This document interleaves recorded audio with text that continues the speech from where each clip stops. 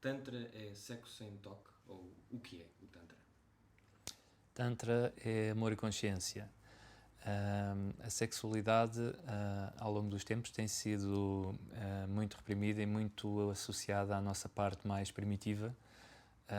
E a sexualidade em Tantra acaba por rever esse momento da sublimação do próprio ato de fazer amor. O amor levado a outra dinâmica, a outra forma de estar e outra forma de ampliar tudo o que nós deixamos de trabalhar ao longo do tempo no nosso corpo, nos nossos sentidos, nossas sensações, e traz-nos o prazer de viver toda a sua plenitude, não só ao nível da sexualidade. Portanto, em Tantra, nós trabalhamos com a sexualidade de um lado e a espiritualidade do outro. Essa fusão faz com que a sexualidade seja vista, praticada e sentida de uma forma fluida.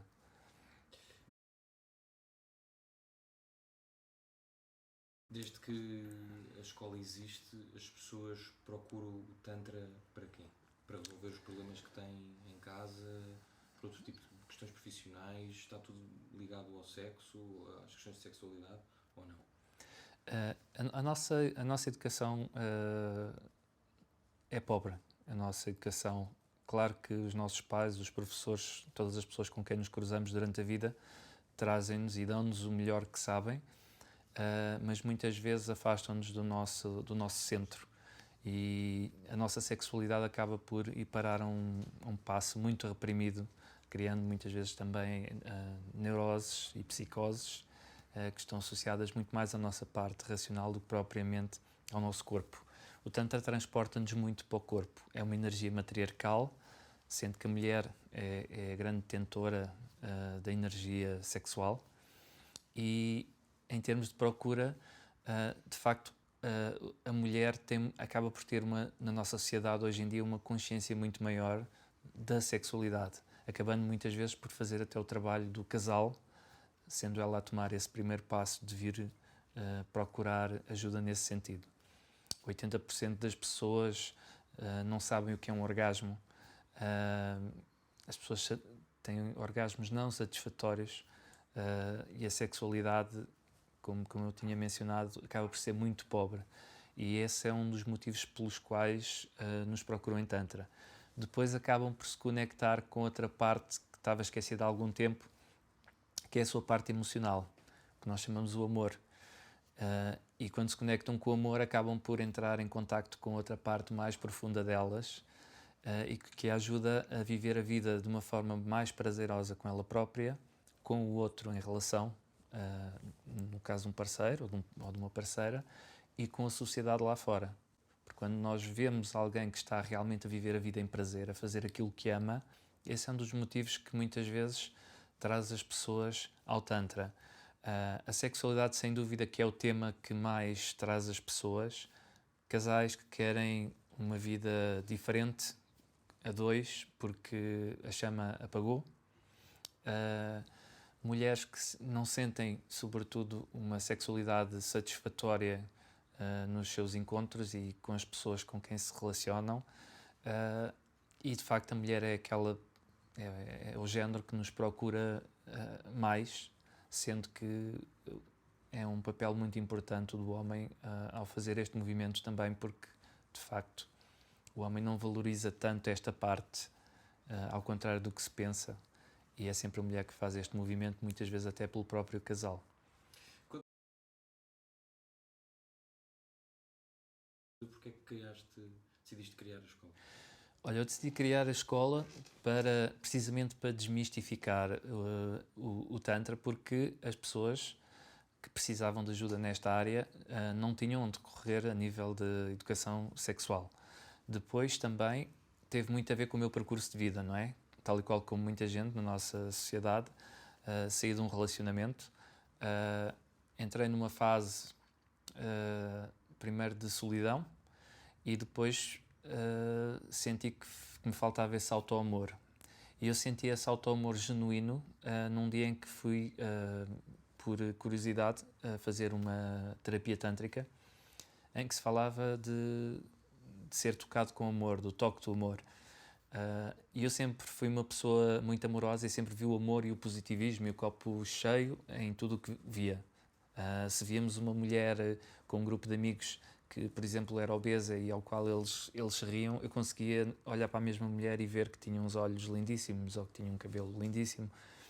E isso foi-se refletindo ao longo deste percurso, desde que eu me separei, em que alguém me tocou com amor sem uma segunda intenção.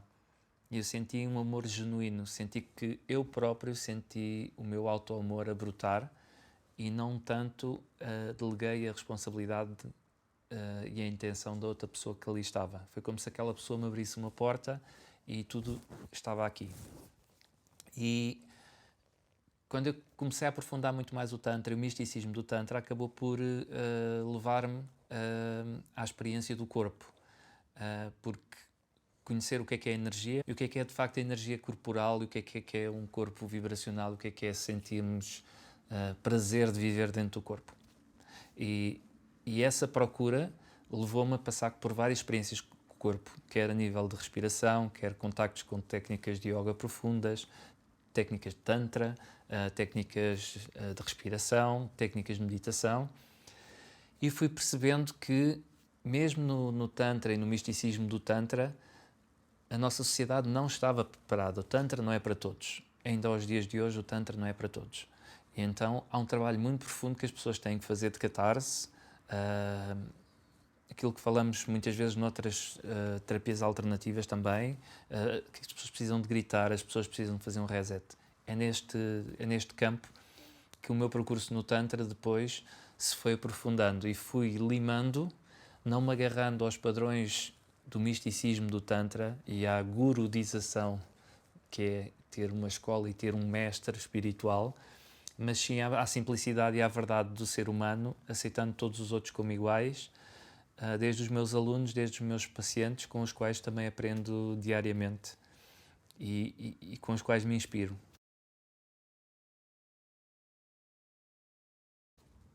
Se me conseguisses fazer assim um resumo do que é que se passa aqui em termos de aulas, de workshops, queria perceber um bocadinho como é que é uma semana ou o dia-a-dia desta escola. Então, nós temos um campo da escola que trabalha com o processo terapêutico, que cura disfunções a nível da sexualidade, cura disfunções emocionais. É claro que existem campos onde nós não conseguimos chegar porque estamos a falar de questões fisiológicas e a nossa terapia convencional é necessária, não é? Nós precisamos dos médicos também. As terapias alternativas não tratam tudo. Depois temos a parte consciência e desenvolvimento pessoal, em que as pessoas procuram fazer um curso de Tantra para se tornarem, para encontrarem o seu propósito de vida, não é? O que é que eu estou aqui de facto a fazer? Será que eu estou a viver a minha vida em prazer e intensamente ou estou só a viver o dia-a-dia para pagar contas e para pagar lacunas que eu já venho de trás, não é? A sobreviver, na realidade. Depois temos a parte de aconselhamento e terapia de casal, onde nós ensinamos técnicas aos casais, desde o sexo tântrico, desde técnicas de comunicação entre o casal, desde técnicas de conexão. Essa é a parte que nós trabalhamos dentro do casal em si. Depois temos a parte da formação, em que temos aulas de grupo, desenvolvimento pessoal, temos eventos abertos ao público, onde as pessoas podem vir conhecer o que é a filosofia tântrica, que nós chamamos de dias abertos e noites tântricas. E depois temos a parte da formação, onde nós formamos os nossos terapeutas e onde criamos mais espaço para que mais pessoas possam vir a conhecer a filosofia tântrica e que, na realidade, vão fazer o trabalho que nós também fazemos aqui. E estamos a falar de quantos alunos? As pessoas pagam uma mensalidade? Sim, nós temos uma turma que abrimos, normalmente abrimos 2 turmas por ano a nível de aulas de Tantra, abrimos uma turma por ano a nível de formação de terapeuta e também temos um curso para professores, que é um curso avançado de Tantra. E depois temos eventos e workshops pontuais que nós fazemos para trabalhar questões, por exemplo, para trabalharmos as nossas sombras, os medos. Temos workshops, por exemplo, o Freedom, que é um workshop de catarse, onde a pessoa se conecta com o seu poder pessoal de uma forma intensa, com vários estágios. E dentro das aulas e da formação é esta parte que nós temos. Depois temos workshops de massagem, que ensinamos a técnica da massagem a casais. E a casais porquê? Porque muita gente acha que vem aprender uma técnica que até aprende online e que pode replicar essa técnica como terapeuta. E para ser um terapeuta tântrico nós temos que primeiro fazer um trabalho connosco na direção de sentirmos o que é que realmente é amor incondicional, o que é aceitar o outro como ele é e dar, através da terapia, o nosso toque, a nossa presença, aceitando-o em amor. O que é o sexo tântrico? Porque há muita gente que vai ver e vai ouvir este nome e não vai perceber. O que é o sexo tântrico? O sexo tântrico não é fazer amor por Wi-Fi. O sexo tântrico é um momento de conexão, é um momento de fusão e é um momento em que o tempo para e aqueles dois seres que ali se encontram à frente estão com todo o tempo do mundo só para estarem naquele momento.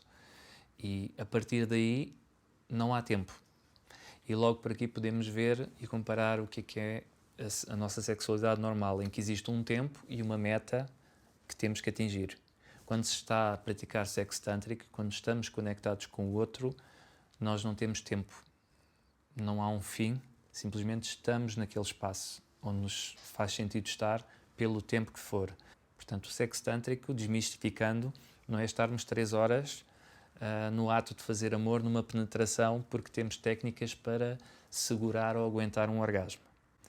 É transformar essa explosão numa implosão, conter a energia dentro de nós e fazer com que essa energia se expanda para todo o corpo, atingindo níveis superiores de prazer, intensidade e consciência. E, portanto, as pessoas que desenvolvem essas técnicas sentem a experiência sexual de uma forma muito mais potenciada do que quem não... Sim, sem dúvida, porque se fizermos aqui uma estatística e fizermos a pergunta a centenas de pessoas, muito poucas te vão responder que quando estão a fazer amor com o parceiro ou com a parceira conseguem estar com uma luz acesa, conseguem estar a olhar-se nos olhos, conseguem estar sem tempo, conseguem ter tempo para nutrir e aproveitar cada centímetro da pele que existe naquele corpo para explorar todo o tipo de sensações.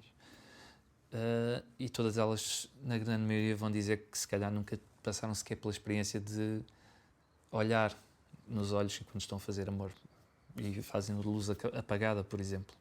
É um dos exemplos que nós gostamos de frisar sempre. Os casais que vêm aqui, qual é o principal problema? O que é mais comum? E porquê é que eles chegam aqui? Já tentaram, por exemplo, swing? Já tentaram outras terapias? Sim, muitas vezes já tentaram ir a determinados extremos que, se soubessem, não faria sentido. Mas é que eu acho que tem muito a ver com a informação limitada que existe sobre o Tantra. Porque muitos casais nos partilham que, se soubessem que havia esta forma, não teriam passado por outras experiências que também são aprendizagens. Não vamos chamar também experiências traumáticas, mas são sempre aprendizagens para percebermos também o que é que já não queremos para a nossa vida. Mas sim, muitos casais procuram aqui o Tantra às vezes como um último recurso, porque muitas dessas experiências sexuais que acontecem à parte são da mente. É algo fetiche. E quando eu falo em fetiche, é uma projeção que a nossa mente cria em como seria estar naquela situação. Mas muitas vezes vamos para um lado em que nós atingimos um extremo e falta-nos aqui um meio termo. Às vezes somos muito extremistas e os casais muitas vezes vão nessa direção.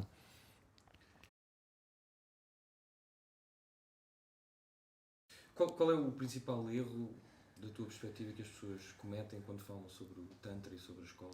Ou que ainda continuam, porque a escola já tem alguns anos e deduzo que já abriu o espólio, até as pessoas que vêm aqui já, até vários alunos deduzem. Qual é o principal erro que as pessoas continuam a dizer ou a cometer, ou que tu vais ouvindo, quer seja nas redes sociais ou na praça pública, como se costuma dizer? Eu acho que eu não lhe chamaria erro, mas chamaria que as pessoas precisam deixar cair a máscara que usam. As pessoas as pessoas não precisam ter vergonha de aceitar que não sabem falar sobre determinado tema. A maioria das pessoas não sabe o que é o Tantra, não sabe falar sobre o Tantra. E o ser humano tem a tendência de cair na ridicularização das coisas para que não se continue a falar sobre o tema, porque eles não sabem falar sobre o tema. Hoje em dia, quando nós nos encontramos na rua, tens um exemplo muito prático, que é, se eu te vejo e te reconheço, eu pergunto-te, então, está tudo bem? E muitas vezes tu nem me respondes se está tudo bem, tu fazes uma mesma pergunta, não é? Ou às vezes até dizemos os dois ao mesmo tempo, queremos ser o primeiro a dizer para que não se fale sobre o nosso tema.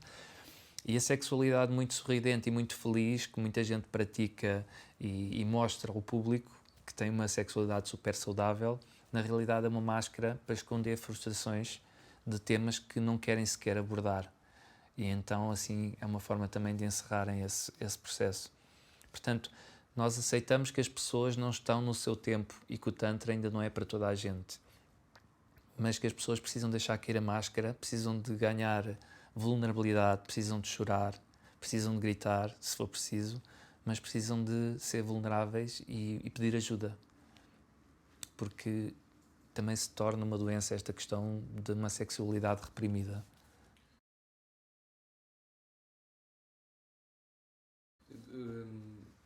Mudaste muito desde que, vou dizer, abraçaste falámos aqui muito tempo da palavra abraço, desde que abraçaste o Tantra. A tua pessoa mudou muito, e em quê? Mudou muito, comecei a dizer muito mais a minha verdade, comecei a ser muito mais eu próprio, comecei a ser muito melhor pai, comecei a ser um homem mais presente, evolui muito em cada relacionamento que eu passei, como homem, como ser humano, e mostrou-me cada vez mais que só precisamos de estar e sermos, na nossa essência, aquilo que somos. Cada um de nós tem um superpoder e não precisamos de os ter todos. E se nos sentimos deslocados num local do qual não conhecemos o tema, a sabedoria vem com a idade e, se calhar, em vez de nos afastarmos, vamos querer saber mais para enchermos mais o nosso copo.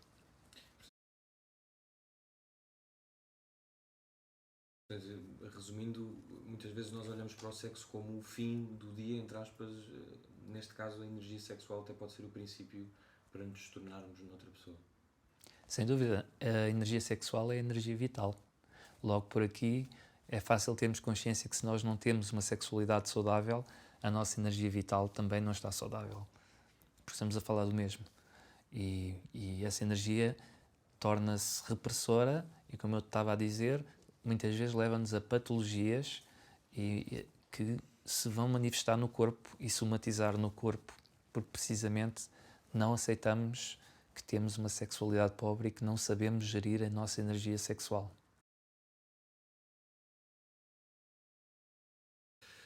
Fala-se muito sobre medicina ocidental, medicina alternativa. Como é que nós podemos integrar o Tantra e como é que tu respondes ao ceticismo, às críticas de que muita gente levanta de um certo preconceito e de que está aqui, há muitas coisas que não estão provadas, portanto pode haver aqui coisas obscuras, e como é que respondes a essa...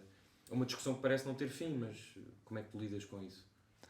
Olha, eu se preciso de ir a um médico, eu recorro a um médico para tratar determinadas coisas que eu sei que eventualmente eu não tenho ferramentas aqui para as tratar. E eu dou consultas e terapias a muitos médicos e psicólogos que nos recomendam, inclusive a pacientes. E eu acho que trabalhamos muito bem de mão dada e não mesmo quando existe esse tipo de julgamento, nós aceitamos. Essa é uma das características principais que nós temos em Tantra, é aceitar o que é.